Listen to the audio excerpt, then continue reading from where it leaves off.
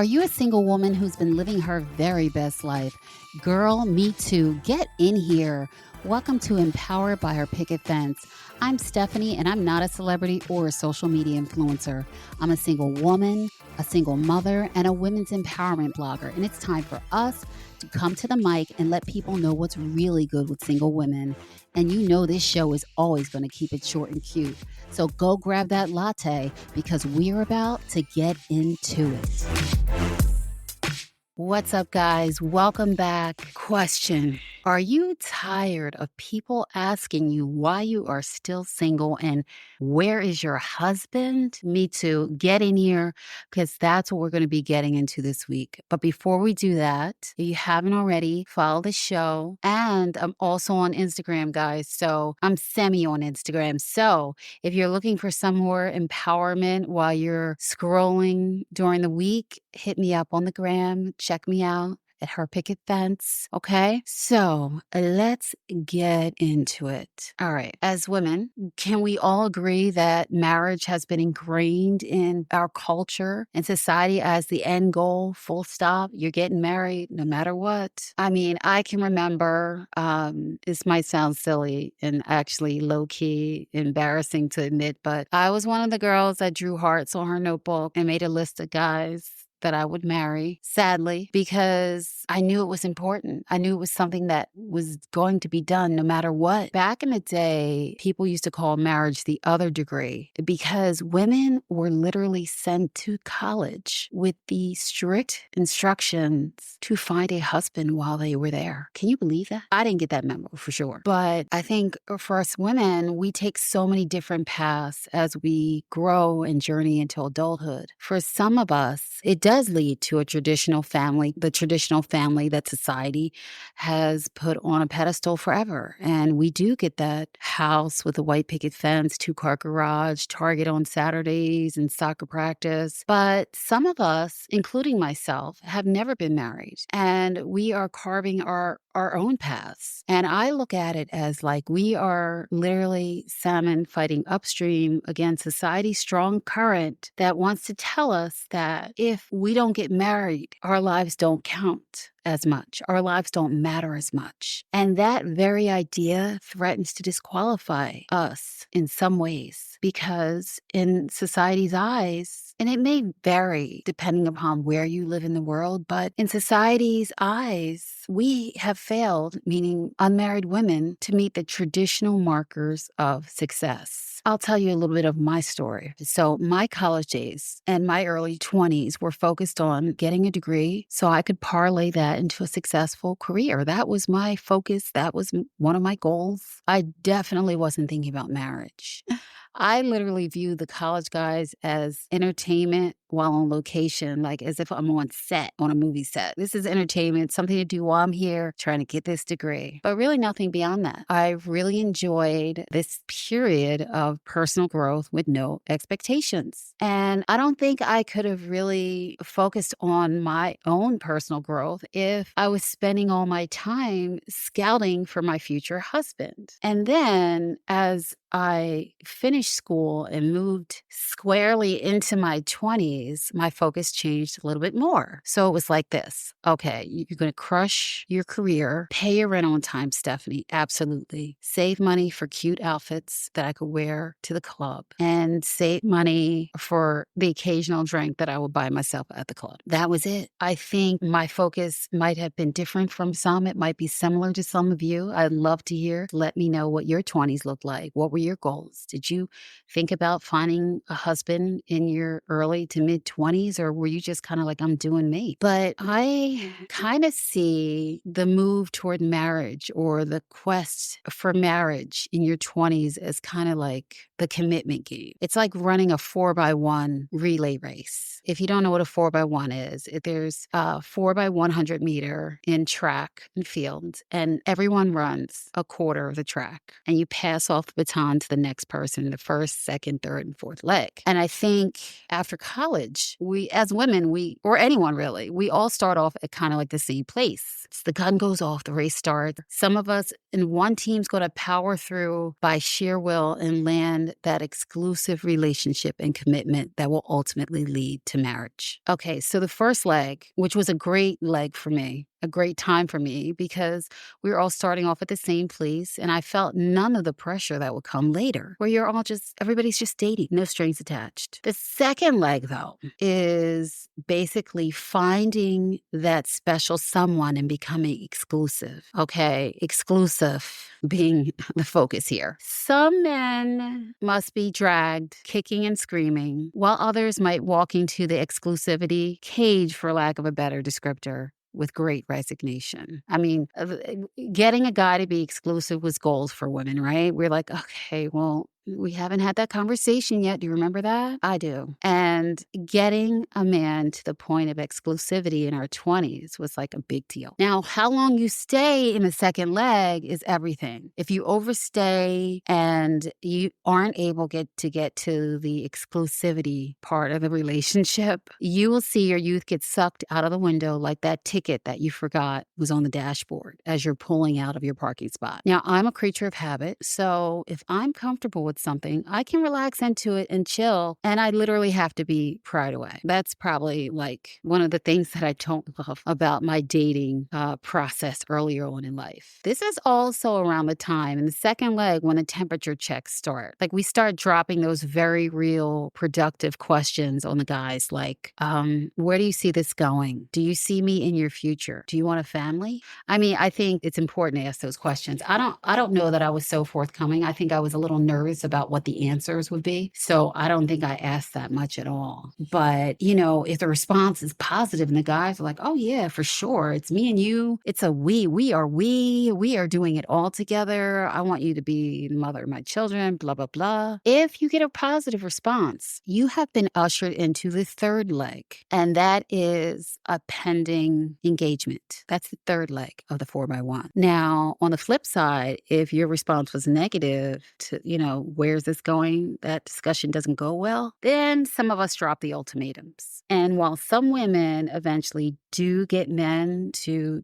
do what they want and issuing the ultimatum, well, if you don't marry me, I'm out of here. Many don't. And many feel the sting of their value being discounted and move forward alone because the guy's like, I'm not ready for any of that. And I don't even know if I'm ready for it with you. Now, this is where I think we as women need to be a little bit more discerning. So we're asking these guys to choose us, right? But you know what? Who's to say we even want there someone that we can chill with long term? Like, choose me. Do I need to choose you? I think we need to be a little bit more discerning as women because it's not everybody, and definitely it's not like, this is not a generalization, but because things have been set up where the guy does the asking for marriage and stuff like that, we actually think that we need to wait for them to choose us. But are they worth being chosen themselves is the real question. So that is the third leg, okay? Some of us move forward alone because the guy's not ready or he doesn't think the relationship can go the distance. And some women actually do move toward engagement. That is what I would call moving to the fourth leg, the most important money leg, which involves months of negotiations, trips to the jewelry store. And this is a leg where women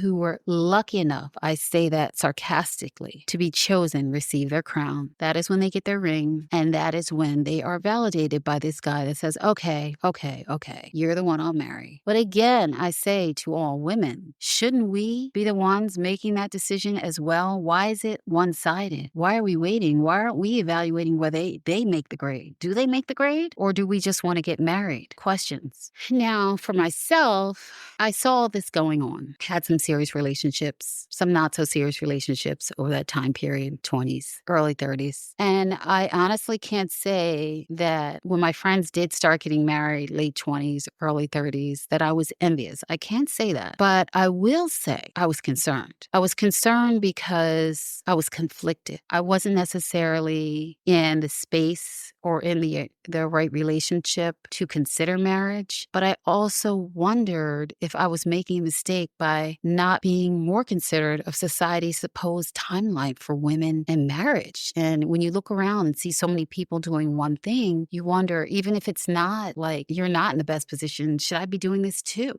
Now, here is where the commitment phobe in me comes in. And this was the big cause for the conflict. The idea of being tethered to just anyone was super scary to me. I started to feel a weight and the conflict of who gets that, who is worthy, and should I be doing what everybody else is doing, but with who? Do I settle? All of a sudden, I was standing in line at Club Marriage where the price of admission was finding a man who I didn't feel crazy about, like literally scared about being tethered to, and also a man who thought enough of me to make me his wife. I was at a crossroads, and I don't know if you guys have ever felt that way, but I know I started looking around and, well, maybe I'm dating this person, so maybe it should be him, and maybe I should not waste any more time, and maybe I need to consider marriage with him, whether, he's ready or not. But I have a question. Why are we as women made to feel inadequate when we don't meet that societal marker? What if we just aren't ready? Does this disqualify your journey as a woman? Should we be rushed into considering marriage with people who might not be right for us in the long term because everyone else is doing it? And when will marriage stop being the great qualifier for women? When? Now, don't get me wrong. I'm all for partnership and building families, lives together, but to what end? And at what expense for the 20-something woman who's still trying to figure out herself and building a life for herself? I've chosen an alternate path as a single woman that's never been married. And I will tell you that it took me a long time to come to peace with my unique journey as a woman versus society's expectations. It took me a long time to be okay with it. I had to basically deprogram myself from all the things that have been ingrained in us, in our culture, and our role models and the signals that we get about what we should be as women. I had to totally step out of that and start validating my own journey because it's true and it's authentic and it's real and it's valuable and it's my life. And guess what, ladies? I have not looked back since.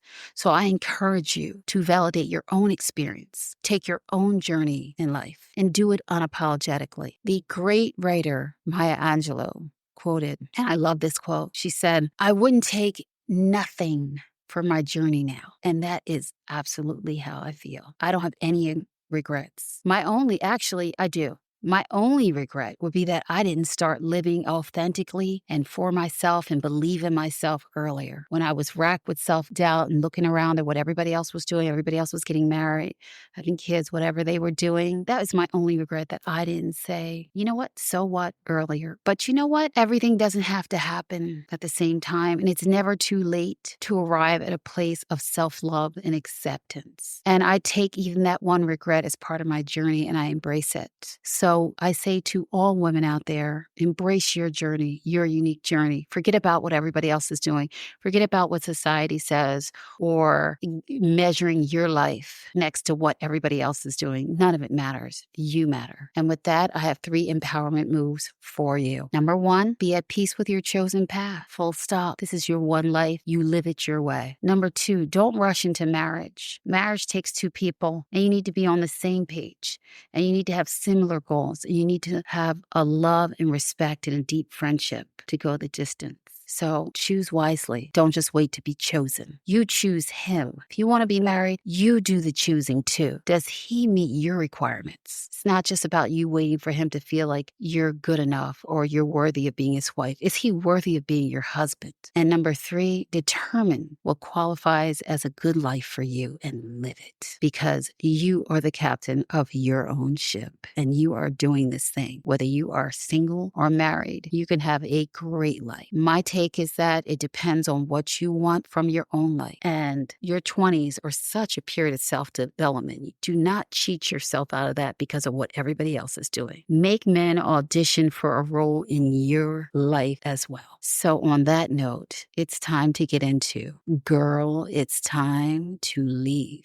Girl, and this one is super relevant to our conversation today. Girl, it's time to leave when he is stringing you along, when he keeps moving that goalpost, just a little further for you to get that ring. Oh, we'll get married once I have 10K in the bank. Oh, we'll get married once I get that promotion at work. We'll get married once I feel we're in a better place. Guess what, ladies? That place, you may arrive at that place and you might not. He may arrive at that place with someone else.